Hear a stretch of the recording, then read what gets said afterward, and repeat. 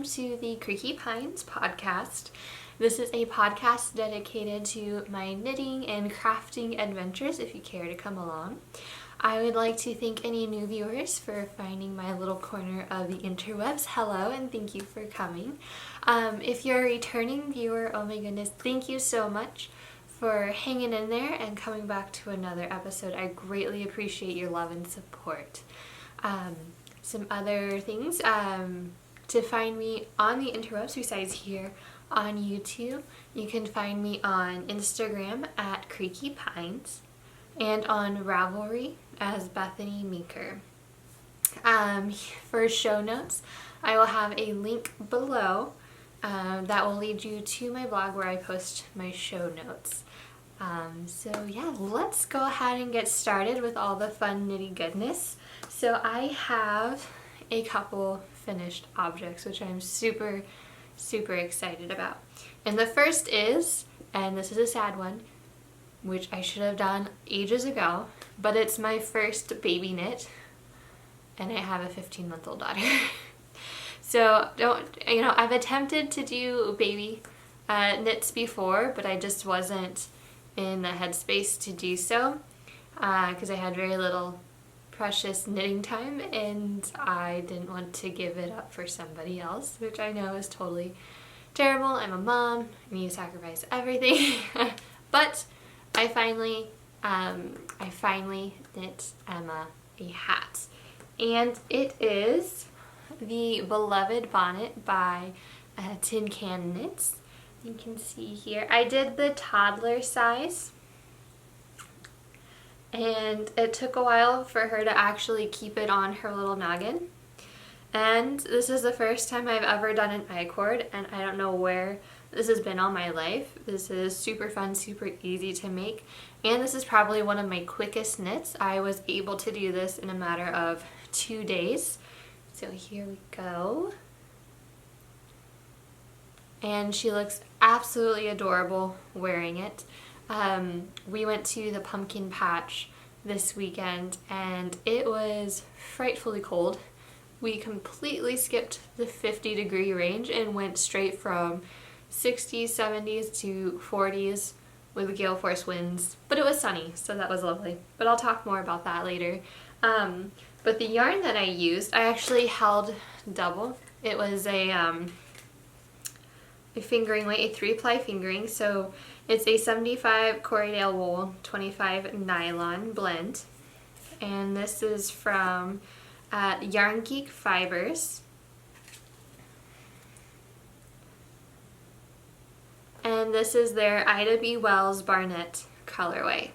And what I think is really great about this is that the Super Geek yarns are usually named for women who made groundbreaking discoveries in the sciences. Please look them up and be inspired. So unfortunately I have not looked up Ida B. Wells Barnett, but I will make an effort, a conscious effort to do so.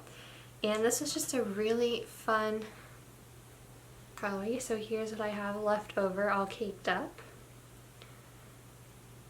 And I'm thinking, since I have so much left, I definitely want to make a pair of mittens for her, especially since it's getting pretty chilly out.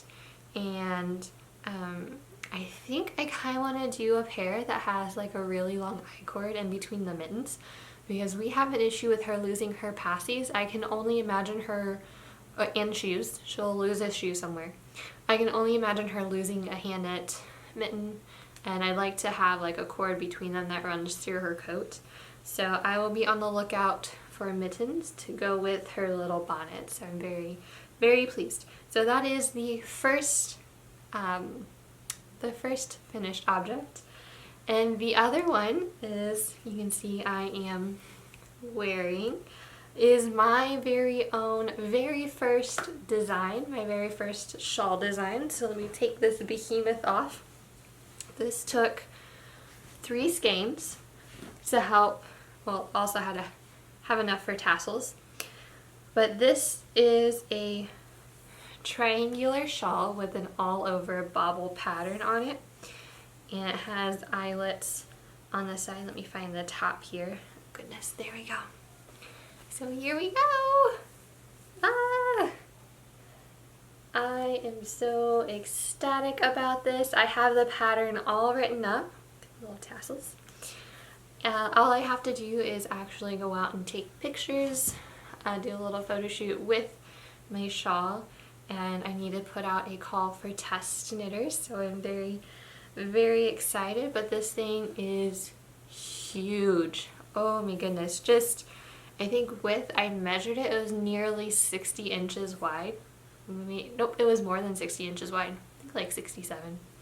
And it's 38 inches deep. So it's a beast. But I wanted something so cozy, and I really like the bobble texture. Let's see here, they were so much fun to make. And the yarn that I used is shepherd's wool in the roasted pumpkin colorway, and this was a worsted weight, I believe, a worsted weight yarn. Yeah, I am so stoked. Oh my gosh, I did a pattern. Like, I know I had a baby, and that's amazing because, like, oh my gosh, I created that. But guys, I created this too. Oh my goodness. And I'm already gearing up ideas for other ideas for patterns. Probably another shawl pattern. But I'm also kind of struggling with a name for this first one. I was thinking something at first along the lines of something to do with fall, but I don't know if I'll have the pattern released by the time fall is over. Probably in time for winter. But then I was also kind of inspired by the movie The Bookshop, based upon, oh geez, I forgot the author's name. Her book. I remember the main character's name is Florence, if that counts for anything. But it was a beautifully shot movie. It had Bill Nighy in it and a few other wonderful people. I can't remember the actress's name, forgive me. But it was beautifully set in a small fishing village on the coast of England. And this lady just wanted to bring a bookshop to the people, and they were not having anything to do with it. And she purchased what they called the old house and made it a bookshop, and she lived in it. And they're all, oh, it's so damp and so cold. So I can only imagine that Florence, the character, would have loved this behemoth of a shawl to just cozy up with a cup of tea. So I'm kind of leaning towards naming it the shopkeeper's shawl. So let me know what you think about that. If you have any other suggestions, please let me know. I'm all ears, all ears. So those are my finished objects. All right, so moving on to works in progress. So I have just two that I've really been working on. I'm actually going to put this on because it's a little chilly in here next to this big window. I feel like I'm just a floating head with a shawl on. Alright, works in progress. So this is one that I've been super excited about, that I've talked about, that I hadn't started yet on the podcast, and that is my no frills pullover. And I know the swatch. Oh, there's the swatch. So I'm currently in the middle of working on the raglan increases. I have short row shaping all done, just working on the increases before separating out for the shoulders. And guys, it is coming out beautifully. Look at all that mohairy goodness. I think I'm almost done with the first skein of the green tuku wool. I've had to already rip back the entire project and start over. One, because I messed up the German short row shaping. I didn't read the pattern carefully enough, and I just had like these two little lumps going on where the shoulders are, because I wasn't knitting past the turn where I should have been. So that was a mess, and I didn't realize it, but when I was knitting the ribbing on this beautiful beast. That I had 2 different needle sizes on my cable, and the left hand needle was the correct needle, but of course the working needle was like 3 sizes too big. How I didn't notice that tangibly when I was knitting it, no idea. No idea how that happened. But ripped back, started all over again, and it's just been like a really nice, I'd mindless knit, because right now I'm just working on making rights and making less off the raglan stitch, or the raglan stitches on the shoulders. And I know once I separate for the sleeves, the body is just going to be a sea of stockinette knitting, and that's okay. My goal is to have this done by Christmas, because I want to wear this as my Christmas sweater. So one more look. And I'm just loving all this mohair. When the mohair trend came back, I was kind of hesitant about it because I wasn't so sure I would enjoy mohair, but I'm just loving how soft and fuzzy it is. And this is also living in my pine cone bag. I actually made this bag myself. Sorry. Mohair fluff. I actually made this bag. I hand stamped it and sewed it together, and I'm very, very proud of it. I also have a drawstring bag that I made one and gifted to a friend, and she absolutely loves it for her sock knitting. So it's living in that bag. So proud. All right. Mohair. There it is. Mohair fluff. Okay, and the other whip that I have is one that I've actually pulled out of hibernation. I started this one back in January, so I think I remember what the yarn is called. If not, I have a project page set up on Ravelry for that. Let's see here. So it is the Winterberry Vest by Emily Foden and her Knits About Winter. So I just picked this one up again today, and I'm almost done with the body. It's a bottom-up vest, and I think I really kind of want to push and get this one done so that way I have another big item off the needles before I cast on any other big shawly kind of project. So here we go. So here is the front, and it's a lovely purple with little bits of silver in it, and you can see it has different panels. So on the sides it has moss stitch, so like seed stitch but like double seed stitch, I think, pattern on it. And on the front you have these 2 cables that are outlining or bordering this bobble panel in the center, and you have the option that you can do all the bobbles in the same color, or you could mix it up and add in a contrasting or a secondary color. And of course I wanted to play on all the little silver flecks. I don't know if you can really see them in the purple itself, and just kind of bring that out and accentuate that. So I will have a ton of ends to weave in on the inside, because the front and the back have these bobble panels, and that's kind of where I kind of got the bug for the bobbles, the bobble bug. Oh, let's say that one 10 times fast. Bobble bug, bobble bug, bobble bug, bobble bug. Anyway, so this one's been really fun. Like I said, I started this back in January because I got upset that my colorwork cardigan did not fit, especially in the sleeve area. So I was like, well then, if I can't do sleeves right, I shall do something without sleeves. I never thought about really doing a vest, but I feel like that's going to be so useful coming up here in our first Wisconsin winter, where we just really need to stay nice and cozy and warm. So I hope to have this one done in the next few weeks. I think I have like another 1.5 inches left of the main body to do before I before I separate for the upper part. And no sleeves. There will be no sleeve island for me.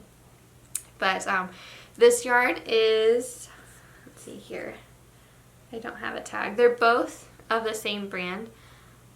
I want to say, oh gosh, Plymouth Equinox? I don't know. I'll put it up here somewhere. I don't remember the name of the yarn, but I do remember that it is a linen blend. And it's just really nice. I know I need to skein up another skein soon, or cake up another skein soon, because this one will be out soon. But I only have one of the grays, because I believe that's all I really need to do. What are all these threads coming from?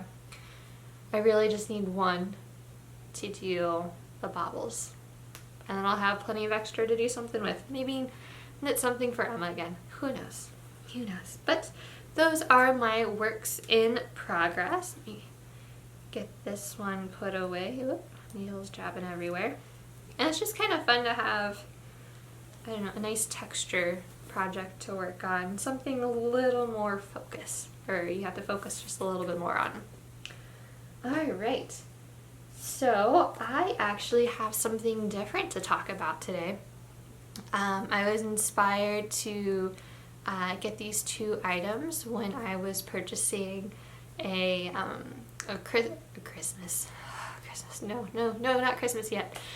birthday present for my sisters whose birthday is coming up this month. And I know she just started getting into embroidery. I actually have an embroidered fox that she made for me for Christmas last year. So I purchased her a little owlet embroidery kit from Cozy Blue, because I know how much she loves owls, and I figured that would be something, part of like a birthday care package to send back down to her, that she can work on. I included a candle, some tea, a new mug, just that way she can get cozy and really just delve into her embroidery. And I found a couple that I thought would be really fun to do, and they are, let's see here, the Sea Captain's Wife and the Sea Captain, which I think is just so much fun. I got these because now that we live closer to a big body of water, hello Lake Michigan, it just gets me every time that we live like 20 minutes away from a big body of water, which is fantastic. Just gets me every time. Coming from landlocked, corn surrounded little farming town back in Illinois. But my husband is really kind of into like the nautical theme, and I thought it would be so fun to embroider a little nautical family, especially since I was looking these back up to show a friend. I don't know who I'm talking to anymore. And I missed the fact that there is the Sea Captain's daughter. So of course I'm going to have to get that one. That one's not a monochrome color, whereas the Sea Captain and the Sea Captain's Wife are all one color. But I thought it'd be so fun to embroider the whole little family and give it to my husband, so that way he can hang it up around his desk area and he can have his little Sea Captain family. So this has just been so addictive to kind of work with. I've been leaving it downstairs here in my green room on my writing desk, and so it seems every morning that after breakfast Emma and I come in here, she plays, I journal in my bullet journal for a little bit, get caught up, figure out what we're doing for the day, and just take some time to do a few stitches here and there on this little guy. And you can see I have him outlined so far. His face is pretty much done. I just have to do his eyes. And I am currently working on the brim of his stockinette little hat. This cap. Woo, that fell over. And what I think is great about the Sea Captain's Wife is, I don't know if you can see it very well, but she's wearing a little sweater. And it kind of looks like a Zyke, or some kind of a blend, some kind of a Caitlin Hunter pattern. So this is going to be so much fun to get to, but I figured I would get him done first. So that is it for embroidery. I will give you guys plenty of updates on this little Sea Captain fella. And the other thing that I want to talk about is what I have queued up. So I finally figured out a pattern for the, oh gosh, what was it called again? The Critical Sheep yarn that I picked up at the Milwaukee Makers Fair. And just to remind you, I have one already nicely skemed up. I got 2 skeins of it, caked up. Oh my goodness, excuse me. So it's the ghoul colorway, so it's more of like those purpley, orangey, browny, all the fun fall colors right there in a cake. And I figured out the pattern that I'm going to cast on soon for Emma. And it is the, pardon my French, because I don't really speak French beyond what I learned in ballet years ago, but I'm going to go with Belle Isle. This is a new release. This is part of the Little Sailor collection by NCL Knits. She has her name on here, by Nadia Cretin-Lichen. Let's see if I got that right. I'm going to do the 18-month pattern, or sizing, and fingers crossed this works well for her. If it's a little too big, that's alright. She can wear it a little bit longer. I'd much rather make it too big than too small. I haven't found any buttons yet. I probably will figure that out a little closer to when I need to make buttonholes and all that kind of stuff. But yeah, I am super stoked about getting her little cardigan on the needles. And I don't know why I've waited so long to do baby knits, but I didn't realize how quick they were. Obviously they're smaller, they take less yarn, and they're adorable to boot. So more baby knits are in her future, whether she likes it or not, because Mama wants to make some baby stuff. Alright, so I believe that is all for my knitting content. Excuse me while I take a little bit of my cold brew here. I know it's freezing out. I should have a hot beverage, but I need a little afternoon pick me up here, so. Alright, so like I said earlier, this weekend we went to, well, I guess I should talk a little bit about life stuff here, a little general chatter. But this weekend we went to the pumpkin patch a few towns over from us, and we were poorly prepared for the weather. I was wearing some woolly goodness. I had a sweater that I made that I finished at the beginning of this year. It was my Branches and Buds pullover, and I was wearing that with an awesome wool pinafore dress, and I had layers on thinking I would be good. Emma was all bundled up, and she was wearing her cute little hat and her little yellow coat. Jared was wearing his stuff. And it was so windy, and it was a nice 41 degrees Fahrenheit. What that is in Celsius, I apologize, I do not know. And oh my gosh, that wind just cut straight through you. But it was sunny, and if it wasn't so windy, it would have been a marvelous day. We would have spent so much more time at the pumpkin patch, because they had a corn maze that I've never done before. Well, I've never done a corn maze, despite, you know, formerly living in a land known for corn. I had done a corn maze. They had hay rack rides, they had animals to go see, and we did none of that. We went in, we got our little wagon, we found our pumpkins, and we got out of there. Because it was just so cold. If it was that cold for us, it was obviously too cold for little Emma. But we did get pumpkins. We finally got pumpkins. My husband and I have been together we've been married for 8 years, been together for 10 years, and we have never purchased pumpkins together or carved them. It's an atrocity. But this year we are rectifying it, and we bought ourselves 3 pumpkins. 1 for each of us. We haven't carved them yet, but we bought them, and we're super excited about it. So that was our weekend adventure. I'm sure I have some footage at the end here. Very, very brief, minuscule footage of our trip out to the pumpkin patch. I'll turn the audio off because it was just too windy. That's all you're gonna hear is wind, wind, wind. But we were very excited to go. But the only other thing I wanted to talk about was this episode's Petite Plaisir. And I have been craving just good old hearty soups that just kind of warm you from the inside, especially now that we've really had a dip in the temperature.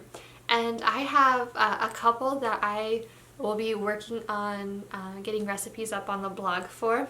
But one of my go-tos is a potato soup that I started making last year. It's super simple: potatoes, onion, carrots, celery, and a few spices. And it was just so easy to make, especially when Emma was just born and we didn't really have time to or energy to really spend in the kitchen. So that one is always a go-to. Emma absolutely loves it. Add a little cracker, add a little cheese. It just warms the soul. Another one of my favorites is going to Panera and getting the autumnal butternut squash soup. Oh my gosh, do I love butternut squash soup. I could probably just go on and on about my favorite soups, and this is the time of the year to have soups. Gone with the salad, hello soups. So that is my petite plaisir, is just warm you to the soul soups. So I will go ahead and roll that footage of our little pumpkin patch adventure, and I can't wait to see you guys next time on the podcast. Thank you so much for stopping by. Have a wonderful day. Stay warm and happy knitting. Bye-bye.